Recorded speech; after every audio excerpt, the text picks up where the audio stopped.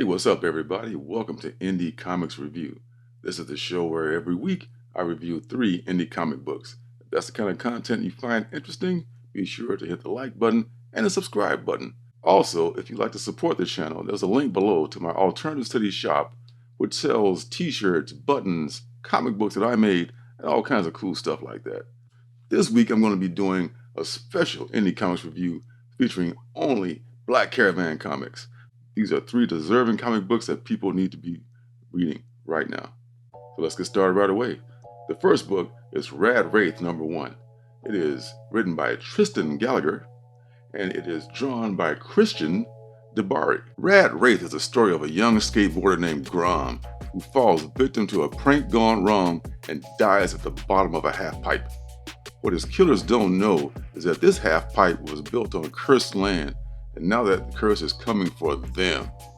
This February, it's time to skate or die. Regular edition has wraparound cover.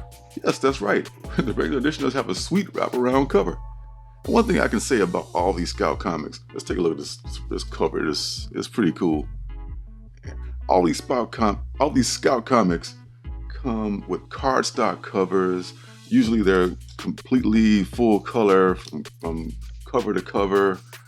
If not, even the black and white looks great.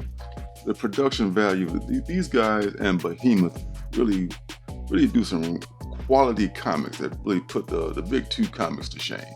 So Rad Wraith starts off with what looks like this swamp thing-like creature coming out of the bog, and is acting as a narrator.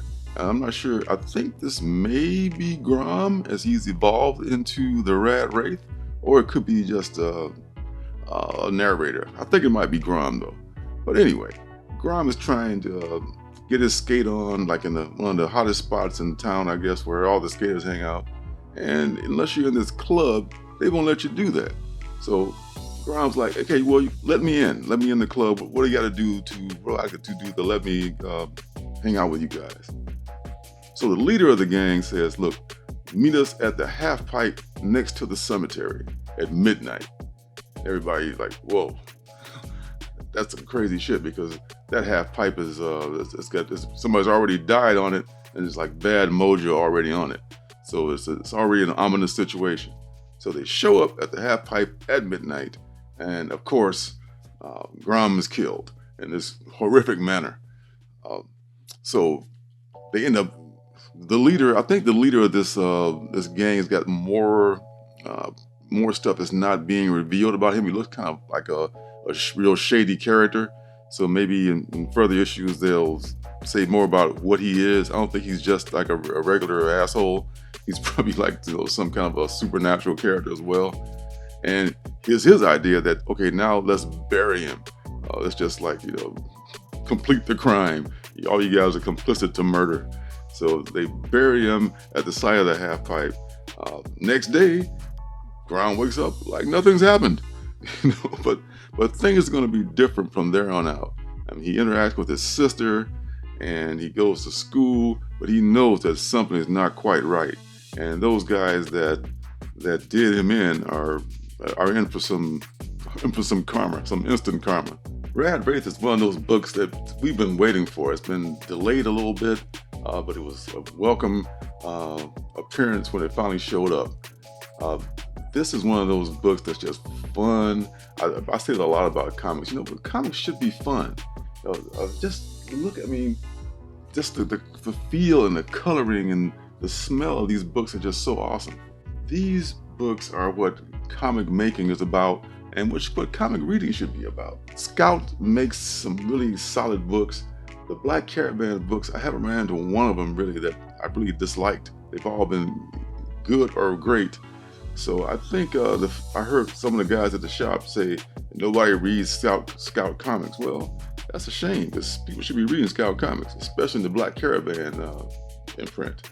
So I will be sticking around for Rad Wraith.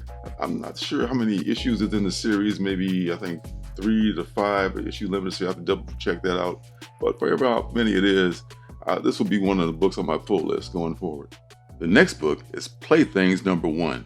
That is written by John Clark, who does the writing, and he's the cover artist, and Travis Williamson is the interior artist. Allison Hart wakes up inside a bright candy-colored room to discover that she's tied down with licorice. Small toys move around her because they're alive, and her hands are no longer real. She struggles to piece together the surreal and horrific events that led her to this place, and more importantly, what has happened to her young daughter, Emma. Playthings is my surprise book of the week. I didn't know what to expect with this book. Judging from the creepy cover, I thought it could go either way, but I really didn't want this book to end as I was reading it. This first issue. You kind of wake up. You ever have one of those dreams where you or like maybe you've taken a nap on a Saturday afternoon or something? You wake up and you don't know what day it is or what time it is or where you are. And this kind of the feeling you get when you read the first few panels where Allison wakes up. It's really kind of a creepy thing, and the art is beautifully painted by Travis Williamson. It's a really dark, ominous kind of a look. I don't know if it's watercolor or oil, but it looks great for this book. It goes along perfectly with this story. Like I said, we begin the story with Allison waking up with all this going on, but then we flash forward, a flashback, I should say, where she starts to recall what was happening. And it all began with a Friday afternoon where her ex-husband shows up to pick up their daughter Emma. And I guess it wasn't his day, and they're having a bitter breakup, a bitter divorce. And dude shows up with his new girl, and that just like fans the flames. At this point, I guess it's a kid's birthday, and this box just pops up out of the blue, and the kid's like telling him, like, "Hey, where'd that box come from over there?" And she's just so in her bitterness and her hatred of her ex-husband, she doesn't notice it. The adults are so embroiled in their own conflict, they don't even see what's going on. And so after the husband leaves without Emma, she opens the box, and they think that, oh, this is a box that the husband brought as a gift for Emma. And they open the box up. Finally, it's got this clown inside. And this clown is just like, it's like a talking doll, and it's just talking shit, and it's just like laughing, and it's just, and the mom, Allison, thinks that the husband bought it just to mess with her because she doesn't like clowns, and it's all about her. It's just, and the kid is trying to tell him all these things that the clown is doing, and she's not at all paying attention.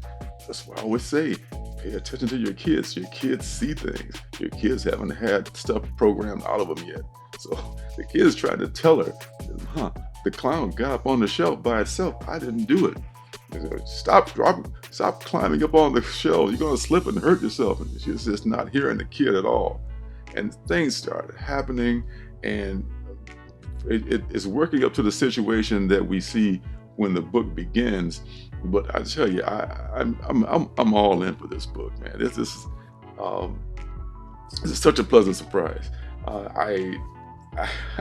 It's humorous.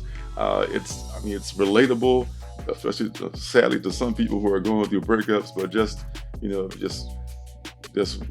pleasuring in their misery. It's kind of funny, and I can't wait to see what they explain this thing away and why it's doing this and how it got to their house. Playthings number 1. Enough said. That's all I can tell you. This book, man, it just got me, just caught me by surprise, and I was pleasantly surprised. And it probably won't be for everyone because the artwork is not at all what a lot of people would expect in a comic book. But any comic lovers are going to love this book, and that's why you love Black Caravan, because they make books like this. Check this out. Playthings number 1. Be there. Aloha. The last book is The Shepherd The Valentine, number 1. It is written by Andrea Molinari and Roberto Molinari, and is drawn by Jaime Martinez Rodriguez. Like their father, Professor Lawrence Miller, aka The Shepherd, Lexi and her little brother Nico are lightning rods for those in greatest needs. One such person shows up at their door, a little girl named Violet, V for short. V has recently escaped the clutches of a vicious killer. Traumatized but angry, the girl explains that when she was taken, she was carrying a gift for her mother. In the chaos of her escape, it was left behind. Now, V wants it back. She's come to ask Lexi and Nico for help, for they are all in way over their heads. This is not the first Shepherd series. Apparently there have been many others before. They were even, part of Caliber Comics at some point, and there have been several other Shepherd series because these characters have a history and they have a following, I'd imagine, that people already know a lot about the story. This issue seems to focus more on Lexi. Lexi is part of the family of Lawrence Miller's family, and she is the only one, the last one, I guess, to not really become part of the Shepherd crew, because her father and her brother. First, her brother died from a drug overdose, and then her father, I'm not sure if he took his life or if he died some other fashion. He followed his brother, or he followed his son, her brother, into the afterlife, and they became the Shepherd. They became part of this these people who watch over people who are in between worlds and who are transitioning, and they shepherd them, in other words. So they came for Lexi because Lexi was kind of disappointed because she knew that her brother Nico was already part of the crew. Her father and her brother had already appeared to Nico, but she felt left out and she was sad that she wasn't included into the group. So when she finally is visited by her father in a dream, she becomes part of this group.